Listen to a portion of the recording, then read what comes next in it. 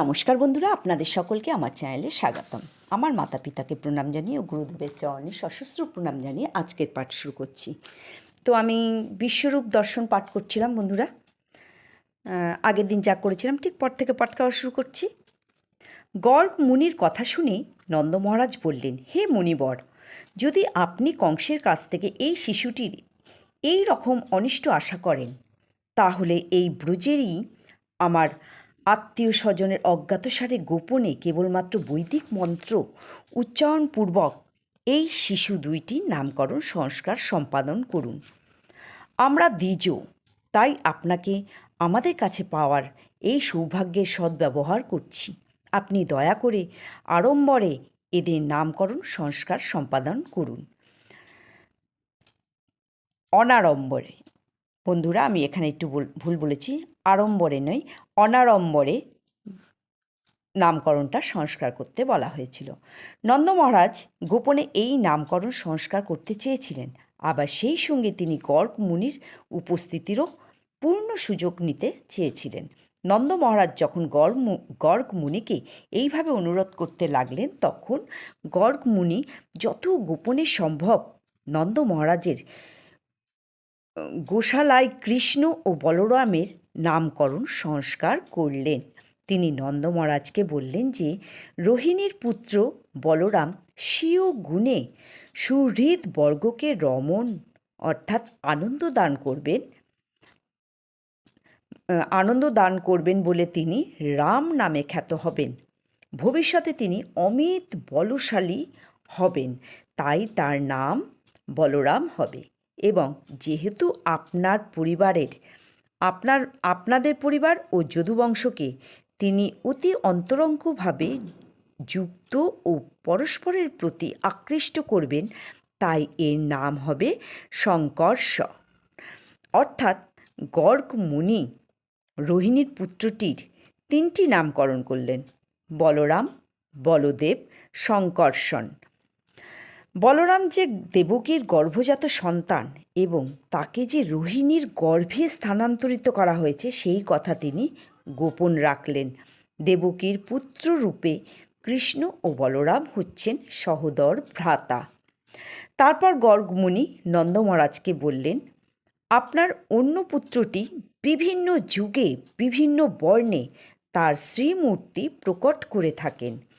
প্রথমে তিনি শুক্ল, তারপর রক্ত এবং তারপর পীত, এই তিনটি বর্ণ ধারণ করে প্রকটিত হয়েছিলেন। সম্প্রতি তিনি কৃষ্ণ বর্ণে প্রকটিত হয়েছেন, তার নাম তাই কৃষ্ণ। আর তাছাড়া ইনি পূর্বে বসুদেবের তনয় রূপে আবির্ভূত হয়েছিলেন, তাই তার আরেক নাম বাসুদেব। কেউ তাকে কৃষ্ণ নামে আর কেউ কেউ তাকে বাসুদেব নামে সম্বোধন করবে। তবে একটা কথা জেনে রাখবেন যে এই পুত্রটি বিভিন্ন লীলা অনুসারে অনেক অনেক নামে আছে। গর্গ মুনি নন্দ মহারাজকে আরও ইঙ্গিত দিলেন যে গিরিরাজ গোবর্ধনকে ধারণ করার অলৌকিক লীলাবিলাসের জন্য তার নাম হবে গিরিধারী। গর্গ মুনি ছিলেন ভূত, ভবিষ্যৎ ও বর্তমান এই ত্রিকালদর্শী, তাই তিনি বললেন, আমি এর সমস্ত কার্যকলাপ এবং সমস্ত নাম জানি, কিন্তু অন্যেরা তা জানে না। এই শিশুটি সমস্ত গোপ এবং গাভীদের আনন্দ দান করবে। বৃন্দাবনে ইনি সকলের প্রিয় পাত্র হবেন এবং ইনি আপনার সমস্ত সৌভাগ্যের কারণ হবেন। এনার উপস্থিতির ফলে নানা রকম বিরোধিতা সত্ত্বেও আপনি সব রকমের বিপদ থেকে উদ্ধার পাবেন। গর্গ মুনি আরও বললেন, হে ব্রজরাজ, পূর্বে বহুবার এই শিশুটি রাজনৈতিক গোলযোগের সময় দুষ্কৃতীদের হাত থেকে সাধুদের রক্ষা করেছেন। আপনার এই পুত্রটি এত শক্তিশালী যে কেউ যদি এর ভক্ত হয় তবে তাকে আর কখনো শত্রুদের দ্বারা উৎপীড়িত হতে হয় না। দেবতারা যেমন সর্বদাই বিষ্ণুর দ্বারা রক্ষিত হন, তেমনি আপনার এই সন্তানের ভক্তরাও সর্বদাই পরমেশ্বর ভগবান নারায়ণের দ্বারা রক্ষিত হবেন। এই শিশুটি নারায়ণের মতো বল, বীর্য, শ্রী, ঐশ্বর্য লাভ করবে। তাই আমি আপনাকে বলবো যে অত্যন্ত সাবধানতার সঙ্গে এই শিশুটিকে প্রতিপালন করুন, যাতে ইনি সব রকম বিপদ থেকে মুক্ত হয়ে স্বাচ্ছন্দ্যে বর্ধিত হতে পারেন। গর্গ মুনি নন্দ মহারাজকে আরও বললেন যে যেহেতু তিনি নারায়ণের মহান ভক্ত, তাই নারায়ণ কৃপা করে তাকে তারই মতো গুণ সম্পন্ন একটি পুত্র দান করেছেন। তিনি তাকে বললেন, অসুরেরা আপনার এই পুত্রটিকে নানাভাবে উত্ত্যক্ত করবে, তাই সাবধানতার সঙ্গে একে রক্ষা করুন।